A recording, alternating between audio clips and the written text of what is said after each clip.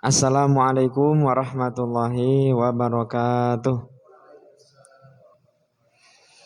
Alhamdulillahi wa kafa wa usalli wa usallimu ala sayyidina Muhammadinil Mustafa sayyidina wa maulana Muhammadin wa ala alihi wa sahbihi wa man tabi'ahu wa man wafa.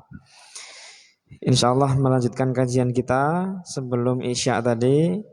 Kita sudah membahas Quran surah Ali Imran juz 3 ayat ke-37, 38 dan 39. Insyaallah kita sekarang lanjutkan kepada tafsir ayat yang telah kita bahas. A'udzu billahi minasy syaithanir rajim. Bismillahirrahmanirrahim. Fataqabbalaha rabbuha biqabulin hasanin wa ambataha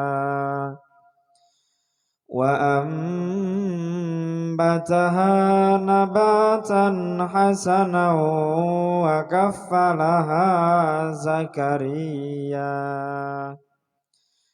kullama dakhala 'alaiha Zakaria al-mihraba wajada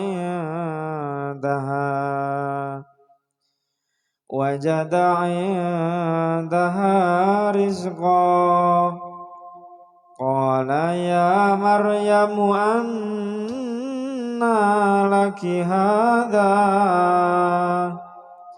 qalat huwa min 'indillah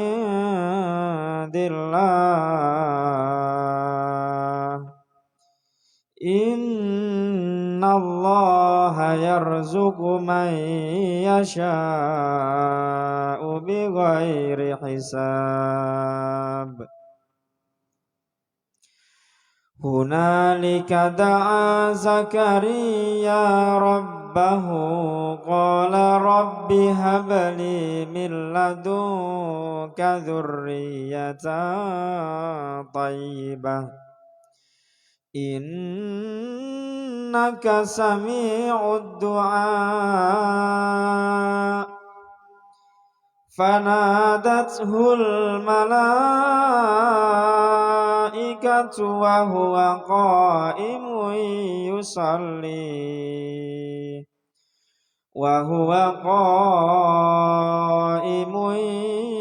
yusalli fil mihrabi annallaha yubashshiruka biyahya musaddiqan bikalimatin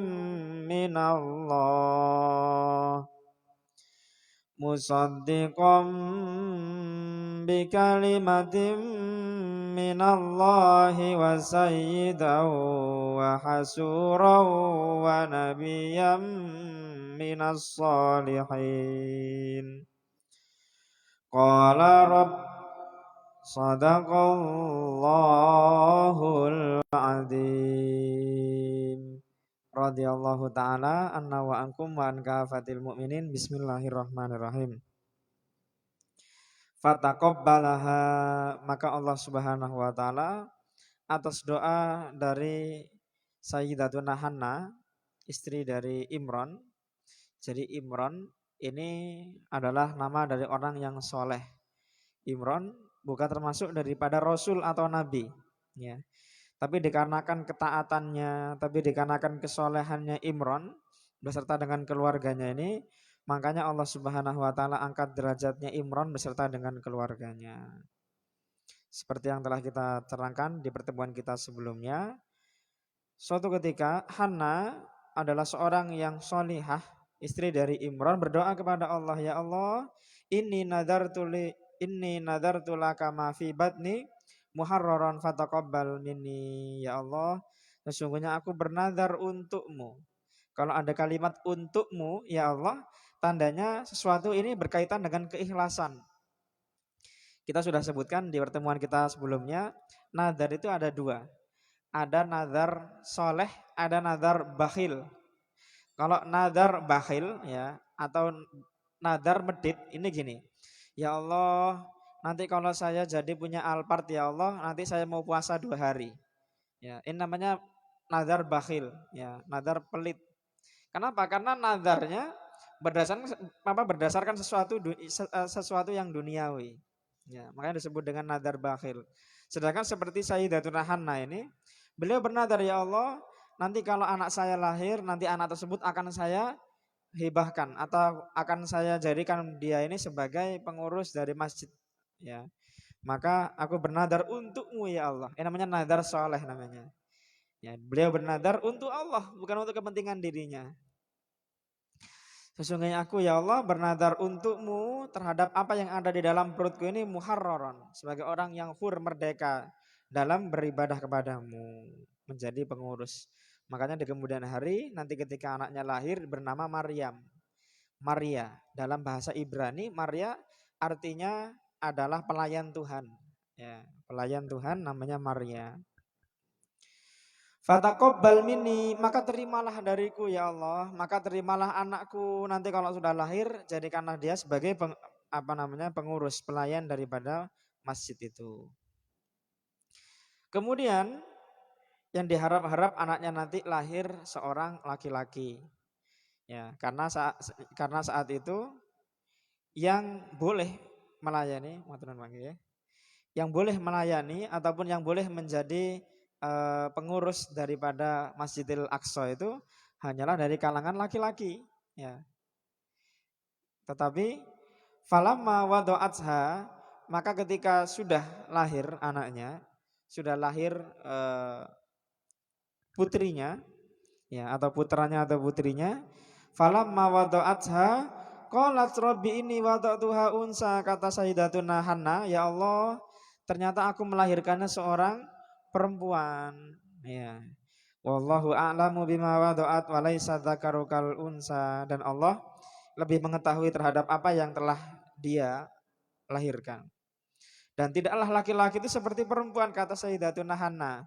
Ya, kalau perempuan itu kalau laki-laki itu tenaganya lebih besar, ya, pikirannya lebih maju, mungkin seperti itu, ya. Makanya kemudian wa ini sama itu ha Maryam, dan aku memberikan nama putriku namanya Maryam. Ya. Kita bahas di pertemuan kita sebelumnya, al asma tanzilu minas sama munadan lil musamma, ya. Nama itu turun dari langit, ya. Turun dari langit munadan lil musamma, dan doa bagi orang yang diberikan nama. Adalah orang namakan anaknya Abdurrahim, hamba dari zat yang maha penyayang. Apa gunanya? Apa fungsinya nanti? Kalau anak saya lahir, nanti biar dia punya hati yang lembut. Nanti dia punya hati yang baik, yang bagus. Ya. Ada lagi orang namakan anaknya Abdul Ghani, ya, hamba dari zat yang maha kaya. Biar apa? Biar nanti kalau dia lahir, biar nggak jadi orang yang melarat, biar jadi orang yang kaya. Makanya pakai Ghani, Abdul Ghani, hamba dari zat yang maha kaya. Macam-macam orang-orang berdoa minta anaknya bagaimana. Ya, minta ya Allah jadikanlah anak saya jadi anak yang soleh, ya. Jadi nama anaknya apa? Solihuddin misalnya. Insya Allah di sini nggak ada yang namanya Solihuddin, ya. Ya, dinamakan Solihuddin. Jelalah kok lahir anaknya kok yang buwetik, ya betul napa. Barangkali belum waktunya soleh anaknya. Ya, tapi setidaknya doanya udah sampai. Solihuddin. Ya, banyak orang-orang menamakan anaknya. Tapi anjuran untuk menamakan anak yang baik ini adalah sesuatu kewajiban, ya. Bukan hanya menjadi sunnah tapi kewajiban. Walaupun anak itu ngapunten nih, walaupun anak itu mungkin bagi sebagian orang anak itu tidak diharapkan, tapi tidak boleh menamakan anak ini dengan nama yang jelek, ya. Namakan anaknya Bajul nggak boleh, ya. Nggak boleh. Nama anak harus bagus. Abdullah, ya. Abdul Haq, bagus insyaallah. Nah, kita juga kalau mau menisbatkan nama kepada Allah Subhanahu wa taala dianjurkan untuk menggunakan abdu, ya. kurang dianjurkan menggunakan langsung nama nama Allah ya. Misalnya Al-Hakim, ada orang namakan anaknya apa Al-Hakim, ya, Al-Khabir, ya, Ar-Rahman, kurang kurang dianjurkan. Kenapa? Karena itu adalah nama dari Zat yang Maha Sempurna, Tuhan. Ya, maka kalau kita menamakan, kita adalah manusia yang rendah ini menamakan dengan nama yang begitu sempurna, maka kurang baik untuk kita. Ya. Makanya kalau boleh, kalau mau menisbatkan nama anak kepada Allah, kita kasih abdu depannya, hamba. Hamba dari Zat yang Maha Penyabar, ya. Hamba dari Zat yang Maha Pengasih. Seperti itu. Wa ini sama itu Maryam, dan sesungguhnya aku ya Allah menamakan anak yang setelah aku lahirkan tersebut Maryam. Wa inni u'iduha bika wa dzurriyyataha, dan sesungguhnya aku memohon perlindungan untuk Maryam anakku bika kepadamu ya Allah, wa dzurriyyataha, dan keturunannya juga dari siapa? Minasyaitonir rajim, dari setan yang terkutuk. Sebagian ulama berpendapat daripada doanya Sayyidatuna Hanna ini kemudian Allah Subhanahu wa taala kabulkan. Ada dua orang yang ketika lahir ke dunia ini dia tidak menangis. Siapa itu? Satu Sayyidatuna Maryam, dua Sayyidina Isa ya, atau Nabi Isa alaihissalam. Ketika lahir beliau berdua nggak nangis. Ya, diem. Kemudian fataqabbalaha, maka Allah Subhanahu wa taala atas doa dari Sayyidatuna Hanna tadi itu Allah Subhanahu wa taala mengabulkan putrinya Maryam tadi itu untuk berkhidmah di Masjidil Aqsa. Ada sebagian ulama berpendapat bahwasannya Maryam ini usianya baru 2 tahun sudah ditaruh di mihrab masjid. Jadi begitu lahir, ada ulama juga yang berpendapat bahwasannya ketika lahirnya Sayyidatuna Maryam ini kecil-kecil sudah ditaruh di mihrab. Jadi nggak ditaruh di rumah. Kemudian siapa yang merawat Sayyidatuna Maryam tadi itu? Fataqabbalaha rabbuha biqabulin hasanin. Ya, maka Allah Subhanahu wa taala menerima Sayyidatuna Maryam tadi itu dengan penerimaan yang baik. Ya. Bagaimana Allah Subhanahu wa taala menerima Sayyidatuna Maryam ini dengan penerimaan yang baik? Di sini jawabannya. Wa ambataha nabatan hasanan, dan kami menumbuhkan Maryam tadi itu. Nah, Allah di sini menggunakan kalimat menumbuhkan. Kalau kita punya tanaman, ya, berusaha agar tanaman itu menghasilkan buah, berusaha agar tanaman itu jadi tanaman yang baik, jadi tanaman yang sempurna, tumbuh cepat tinggi. Bagaimana caranya kita jaga? Nah, kita jaga itu menggunakan kalimat kami tumbuhkan dia. Ya, kalau dalam bahasa tafsirnya menumbuhkan itu ada tiga yang bertumbuh dalam diri manusia. Satu jasad, yang dulu tingginya mungkin sekitar berapa senti, naik 20 senti ya, naik 30, naik 50, naik jadi 60 senti ya. Ada yang sampai 120 senti ya. Tadi tangannya kecil, tadi besar jadi besar. Ini pertumbuhan jasmani, pertumbuhan badan. Ada lagi pertumbuhan yang kedua adalah pertumbuhan pikiran ya, pertumbuhan otak. Yang dulunya belum berilmu, lama kelamaan dia belajar, kemudian jadi pintar. Ya. Akhirnya jadi berilmu. Ada lagi yang ketiga. Yang ketiga ini pertumbuhan iman. Ya. Manusia yang tadinya jahil, yang tadinya kurang mengenal Allah Subhanahu Wa Taala, setelah lama dia hidup mendapatkan pelajaran, mendapatkan hikmah, ya, dia belajar, akhirnya bertambahlah dia keimanan kepada Allah. Banyak beribadah dia, mendekatkan diri kepada Allah, maka bertambahlah keimanan dalam dirinya. Wa kaffalaha Zakaria, ya. Jadi Maryam alaihissalam Allah Subhanahu wa taala langsung yang memberikan perlindungan. Allah Subhanahu wa taala langsung yang memberikan ketentraman, kecukupan kepada Sayyidatuna Maryam. Wa kaffalaha Zakaria, dan Nabi Zakaria alaihissalam yang menjaganya, yang merawat dia, yang menjadi wasilah.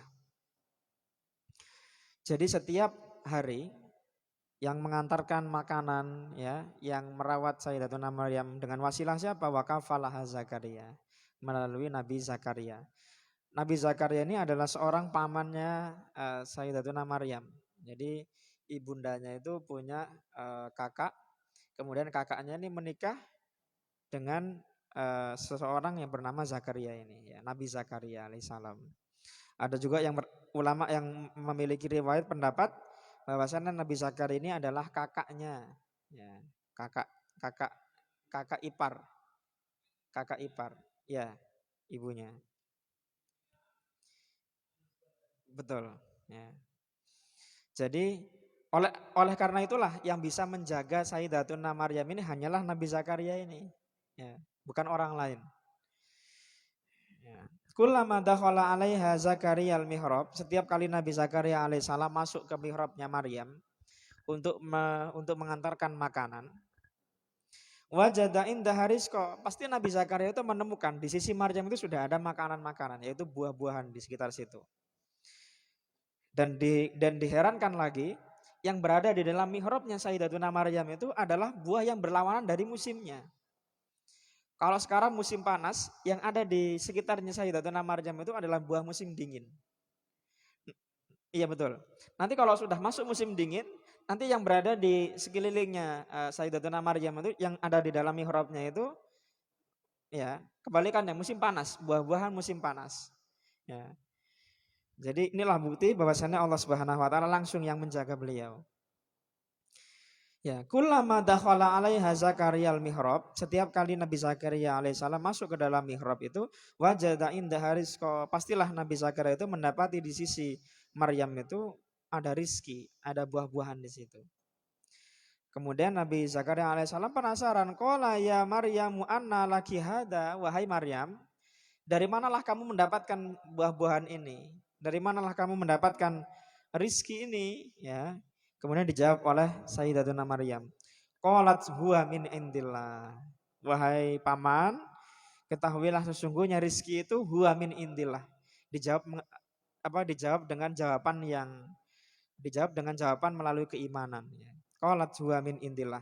Sesungguhnya buah-buahan tadi itu datang dari sisi Allah. Ya. Dan kemudian di lain waktu, karena mendengar jawaban dari Sayyidatuna Maryam ini, maka hati dari Nabi Zakaria ini tersentak, ya, tergugah, ya.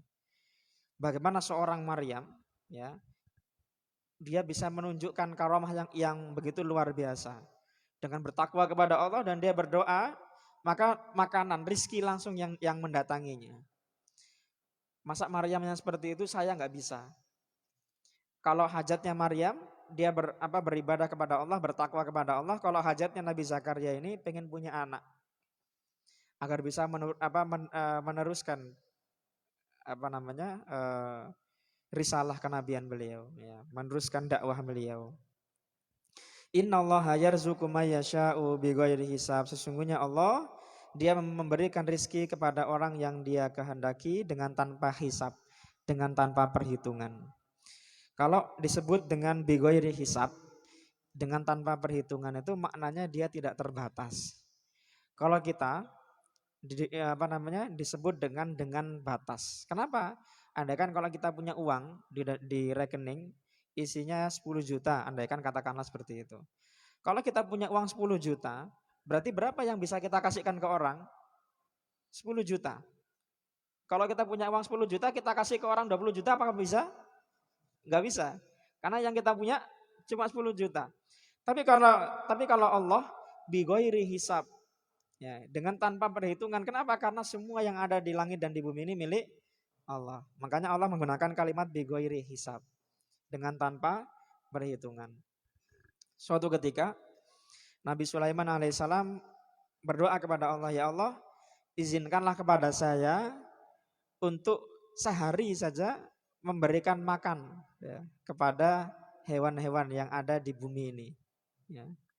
Kemudian Allah Subhanahu wa taala mengabulkan doanya Nabi Sulaiman. Ya, Nabi Sulaiman itu adalah seorang nabi yang gagah perkasa, kekuasaannya ini bahkan sampai jin dan hewan juga, ya.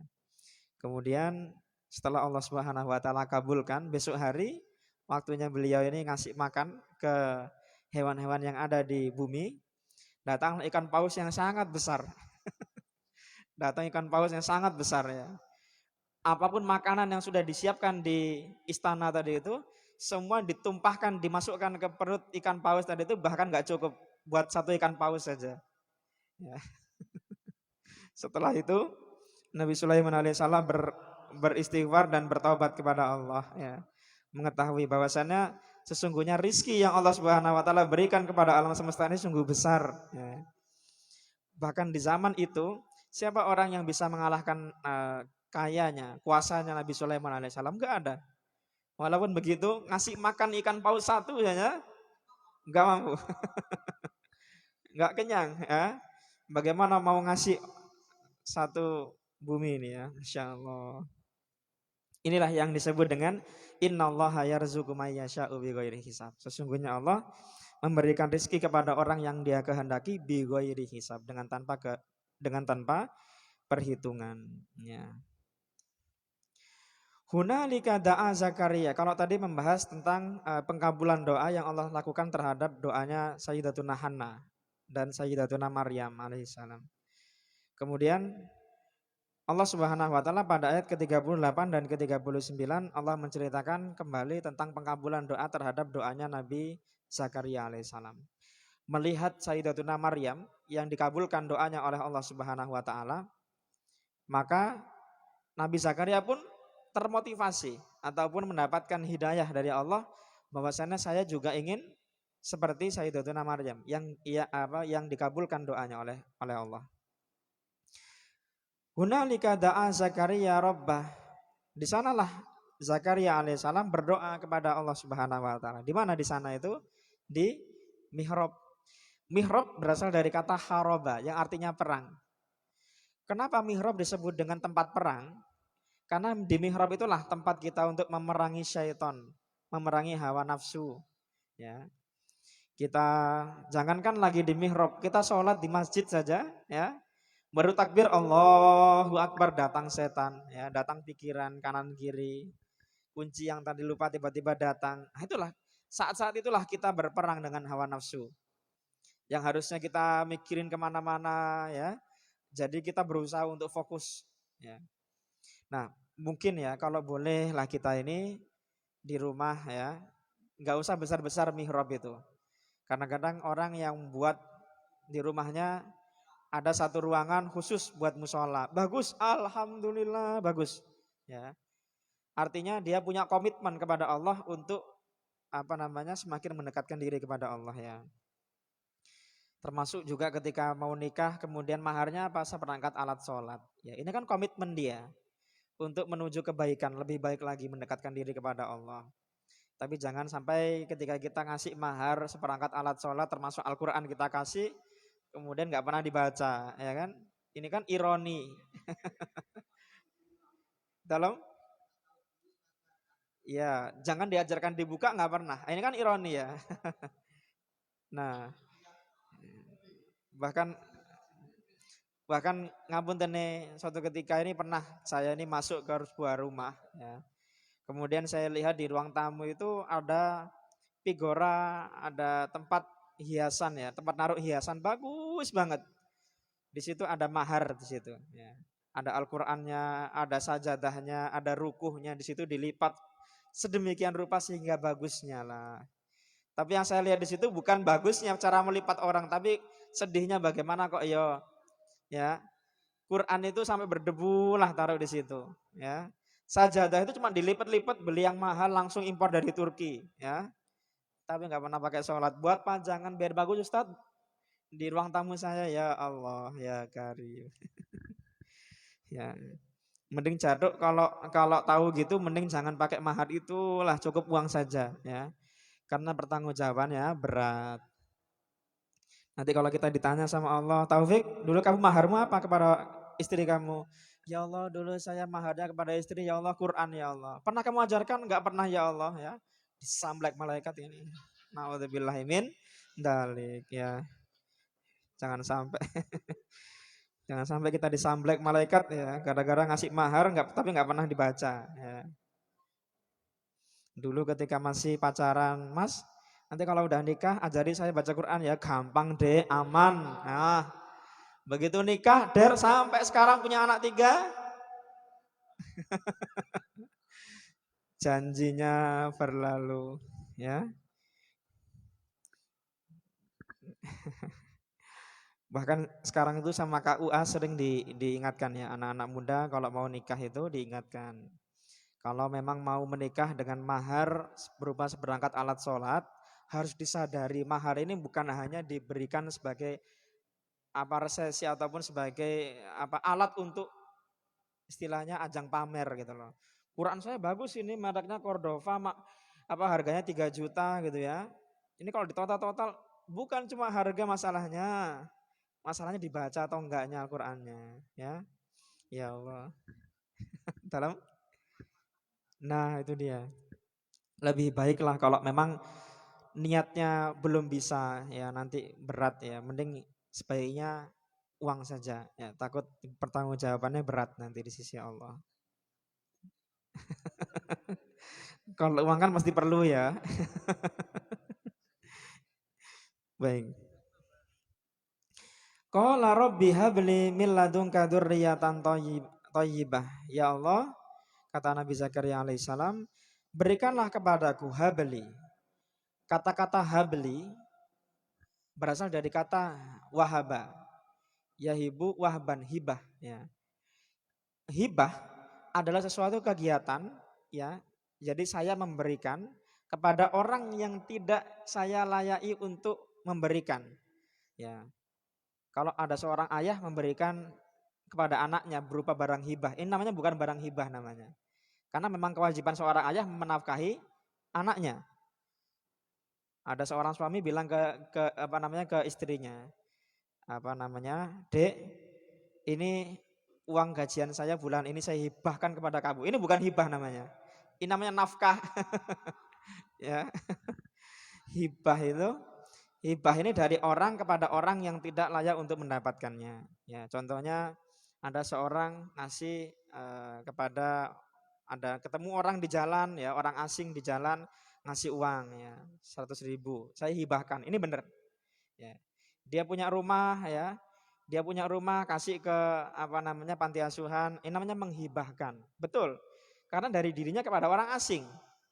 Tapi kalau dari seorang ayah kandung kepada apa anak kandungnya ya bukan hibah namanya nafkah. Karena nanti kalau ayahnya meninggal, dia kan otomatis mendapatkan warisan. Nah, ini namanya bukan hibah namanya. Kenapa Nabi Zakaria berdoa kepada Allah menggunakan kalimat hibah? Ya Allah hibahkanlah kepadaku, berikanlah kepadaku. Ya. Dikarenakan saat itu menurut ahli tafsir, Nabi Zakaria ini usianya sudah tua dan istrinya ini adalah apa namanya mandul ataupun dikatakan nggak bisa punya anak. Ya. Tapi beliau tidak berputus asa, tetap berdoa kepada Allah, ya Allah hibahkanlah kepadaku ya Allah. Ya. Yang tadinya nggak mungkin usia saya sudah tua, yang tadinya nggak mungkin istri saya sudah mandul, tapi tetap berikanlah kepadaku ya Allah. Milladungka, dari sisimu langsung ya Allah. Tanpa perantara sebab dan musabab. Ya. Atas kejadian yang telah dialami oleh Sayyidatuna Maryam tadi itu, maka kabulkanlah doaku juga seperti itu ya Allah. Seperti itu. Habli min ladunka dzurriyyatan thayyibah. Keturunan yang baik ya. Di sini Nabi Zakaria alaihissalam tidak berdoa dengan jenis kelamin ya. Ya Allah, karuniakanlah kepadaku anak yang apa anak laki-laki yang nanti bisa berkhidmah di Masjidil Haram. Enggak berdoa seperti itu. Karena tujuannya beliau berdoa ini agar nanti punya anak yang bisa meneruskan dakwah beliau.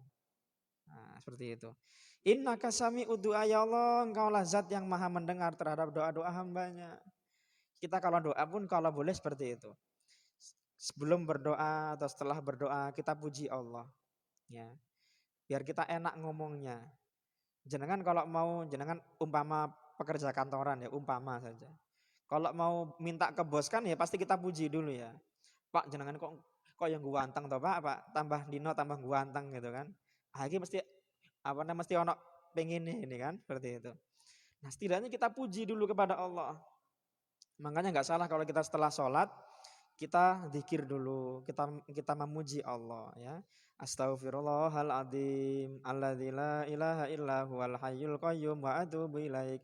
Kita istighfar dulu, kita sadari kesalahan kita. Ya Allah, saya ini adalah hamba yang banyak dosa. banyak khilaf, banyak salah ya Allah. Ya, kita istighfar dulu.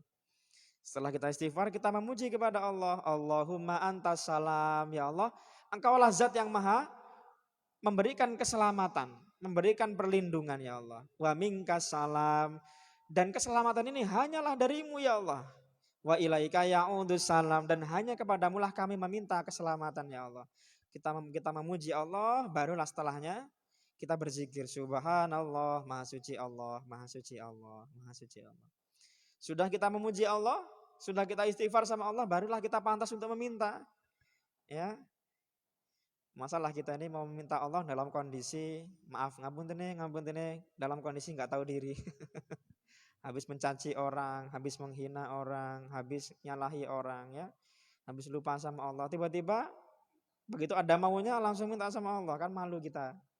Ya, makanya kita memuji kepada Allah, istighfar dulu. Lalu kita berdoa.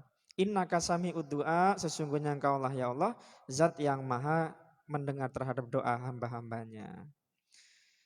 Setelah Nabi Zakaria alaihissalam berdoa demikian, fanadathul malaikatu. Allah awali ayat ke-39 menggunakan kalimat fa. Fa ini artinya maka. Kalau dalam bahasa Indonesia, sebagian orang berpendapat fa ini artinya lalu. Setelah Nabi Zakaria berdoa, lalu Allah kabulkan. Seperti itu.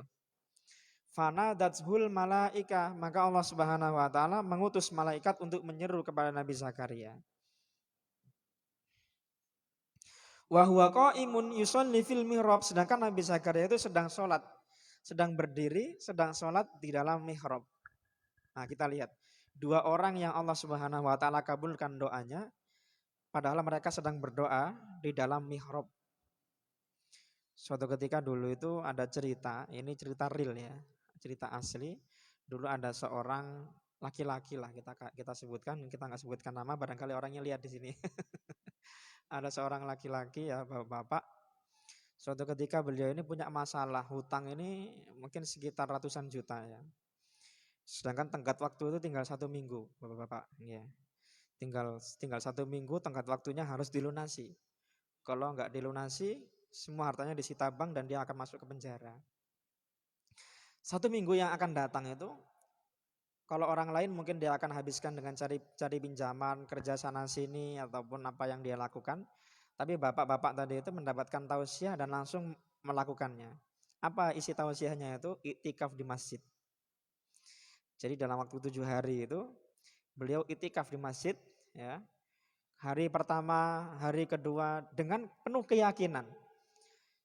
Kalau kita lah mungkin saat itu utang berapa ratus juta ya, waktu 7 hari, ntar lagi mau di penjara, harta hilang semua, paling ya pasrah. Yes. Tinggal siapkan tanah makam masuk ke situ. Enggak, maksudnya kita udah pasrah ya. Tapi bapak itu, beliau ini beriktikaf di masjid. Hari pertama, hari kedua, hari ketiga dengan penuh keyakinan. Apapun yang ditausiahkan oleh Ustadz saat itu semuanya dilakukan. Hari ketiga, hari keempat, hari kelima, ya tiba-tiba ini beliau ini berdoa ya pagi, siang, sore, malam ini agar mendapatkan jalan keluar, solusi. Ya. Hari kelima itu setelah beliau ini sholat isya, datang seorang laki-laki, ya tiba-tiba ini beliau ingin menyewa tanahnya ini sekitar mungkin 30 tahun lamanya. Ya. Jadi hari kelima Allah datangkan langsung keajaiban. Ya. Utang berapa ratus juta ini langsung ke sahur saat itu juga. Nah, intinya apa? Intinya keyakinan. Kalau kita berdoa sama Allah, ada sedikit saja terbesit. Kira-kira Allah kabulkan nggak ya? Kira-kira Allah, takut. Ya. Nah, maka tandanya imannya kurang. Iman kan dalam bahasa Indonesia kan artinya percaya ya. Kalau memang Allah dalam Al-Quran berfirman, wa idza sa'alaka ibadi anni fa inni qarib ujibu da'watad da'i idza da'ani. Aku mengabulkan doa orang yang berdoa kepadaku. Kalau kita sudah berdoa sama Allah, masa sih Allah nggak kabulkan doa kita? Kalau memang Allah nggak kabulkan doa kita saat itu, tandanya mungkin Allah ingin memberikan kita yang lebih baik daripada doa kita saat itu. Ataupun mungkin bisa jadi saat itu kita belum waktunya menerimanya. Ya. Mungkin saat itulah kita ini masih ghaflah. Allah tahu nanti kalau kita diberikan harta, kita bakal lupa sama Allah. Akhirnya ditunda dulu. Ya Allah, saya mau jadi orang kaya ya Allah, kabulkanlah ya Allah, kabulkanlah ya Allah. Taufik, kami ini masih belum waktunya kaya. Nanti kalau kamu kaya, nanti kamu jangan terlalu jujur, Pak. Nanti kalau kamu kaya nanti ya ini misalnya saja ya. Ini kok nggak asli. Nanti kalau kamu kaya nanti kamu nggak ngaji lagi di Masjid At-Taubah nanti. Ah, misalnya seperti itu. Ya. Nanti kalau kamu kaya, kamu sibuk apa namanya ngurusi, iya, ngurusi usaha kamu. Akhirnya udah ngajar itu ditinggal semua sudah. Ya, akhirnya nanti dulu, nanti dulu. Nanti kalau udah waktunya siap ya, baru nanti aku akan beri kata Allah. Ya, Insya Allah. Meskipun haji pun sama seperti itu, bapak-bapak sekalian. Penting kita niat dulu. Kalau kita niat sekarang, ya kalau boleh ya kita sampaikan secara bidzohir dengan lisan juga kita sampaikan.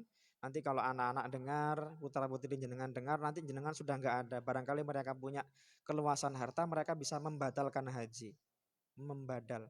Jadi salah satu syarat sahnya badal haji itu apabila orang yang dibadalkan itu sebelumnya sudah berniat. Jadi ketika hidup dulu dia sudah berniat, bapak iku lho pengen budal kaji, tapi kok ndelok kuota iku kayaknya 30 tahun kas ya. Gak nutut iki le, ya kan? Ya. Atau badal umroh ya. Mboten napa-napa. Ya, ya. Jadi yang jadi penentu itu betul. Jadi penentu itu niat. Seenggak-enggaknya bapaknya sudah mulai nabung misalnya kan di sebuah yayasan haji ataupun di sebuah tour travel haji. Nanti kalau misalnya bapaknya nggak nututi haji, sama Allah sudah ditulis insya Allah. Ya, banyak cerita-cerita yang menerangkan tentang hal ini. Pengennya lah haji ya. Suatu ketika dalam hadis qudsi itu diceritakan ya. Allah Allah Subhanahu wa taala menerima ya sedikit sekali orang-orang amalan orang-orang yang berhaji saat itu. Kemudian paling banyak yang disebutkan dalam hadis itu orang-orang yang dulu itu ketika hidup di dunia pengen banget haji. Walaupun nyatanya ketika meninggal dunia belum sempat haji. Nah, seperti itu. Kalau bolehlah kita ya berniat, apalagi kita dohirkan. Barangkali nanti jadi wasiat dari kita. Ya. Insya Allah.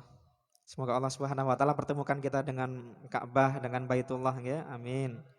Yang sudah semoga bisa kembali lagi ke sana. Amin. Nututi Pak, Insya Allah. Annallaha yubasyiruka biyahya. Malaikat itu menyeru kepada Nabi Zakaria alaihissalam. Sesungguhnya Allah memberikan kabar gembira kepadamu. Tadi minta nih ya Allah berikanlah saya keturunan. Annallaha yubasyiruka biyahya. Allah memberikan kabar gembira kepada Nabi Zakaria dengan kedatangan seorang anak yang bernama Yahya. Sebagai apa Nabi Yahya? Allah Subhanahu wa taala lahirkan musaddiqan bi kalimatin minallah, sebagai yang membenarkan terhadap kalimat dari Allah. Apa kalimat itu? Kata Allah kan gini, uji budak watada'i idada'ani. Kalau ada orang berdoa kepadaku, maka aku akan kabulkan doa dia, kata Allah. Maka inilah yang membenarkan bagi kalimat dari Allah. Kalau Allah bilang orang yang berdoa kepadaku akan aku kabulkan doanya, maka benarlah Allah saat ini. Wasayyidan, dan sebagai pembimbing atau panutan ya. Wahasuron, dan sebagai orang yang menahan diri, orang yang sabar, orang yang ikhlas. Wa nabiyyam minas sholihin, dan nanti kelak Yahya itu akan menjadi seorang nabi dari golongan orang-orang yang soleh ya. Baik, insyaallah kajian kita sampai di sini. Bapak-bapak yang dirahmati oleh Allah Subhanahu wa taala, sebelum kita tutup ngaji kita ini, seperti biasa ya, tausiah dari saya. Mungkin agak sedikit kasar ya, mungkin agak sedikit nggak bagus untuk didengarkan. Tapi setiap hari ini tidak selamanya kita ini menemui orang baik. Ada juga kadang-kadang kita bertemu atau kita menemui orang yang ngapunten nih, ngapunten nih. Mungkin lisannya ini seperti tong sampah ya. Kemana-mana menebarkan sampah, kemana-mana menebarkan najis. Kita nggak salah apa-apa tiba-tiba dicaci. Kita nggak salah apa-apa tiba-tiba dihina. Kita nggak salah apa-apa tiba-tiba difitnah ya. Kata Rasulullah, la taghdab walakal jannah. Janganlah kamu marah, maka surga untukmu, kata Rasulullah. Sekali lagi, marah itu adalah salah satu sifat yang menjadi awal dari segala macam penyakit hati. Ya. Jadi penyakit hati itu dimulai dari mana? Dari marah dulu. Orang yang tidak bisa mengendalikan kemarahannya, dia akan sering kena penyakit hati. Sombong itu tidak dimulai dari dirinya yang berbangga diri, tapi melihat orang yang merasa punya, ya orang itu punya, kemudian kita nggak punya, ya. Akhirnya kita pengen lah punya seperti itu. Begitu kita punya, sombonglah akhirnya jadinya, ya. Makanya kalau bolehlah sifat marah itu, kata Rasulullah, la taghdab walakal jannah. Jangan marah, maka surga untukmu. Ya. Jadi nggak semuanya orang yang kita temui ya seperti jenengan ini yang lisannya baik-baik ya, yang lisannya soleh-soleh ini ya, nggak selamanya. Ada kalanya kita nyapa orang ya, bilang apa, dibalas apa, gitu ya ada ya. Ya, saurannya nggak pas ya. Terus juga kalau boleh banyak-banyak berhusnuzon sama orang ya, banyak-banyak husnuzon. 95% penyakit itu dihasilkan dari pikiran. Maka kita pikirkan yang baik-baik saja cukupnya. Kalau ada orang seburuk apapun sama kita pikirkan yang baik-baik. Kita dia hina kita pikirkan kalau itu cara cara Allah untuk mengangkat derajat kita dengan sabar. Seperti itu. Baik. Insyaallah kajian kita sampai di sini. Subhana rabbika rabbil izzati amma yasifun. Wassalamun alal mursalin. Walhamdulillahi rabbil alamin. Lillahi ta'ala al-Fatihah.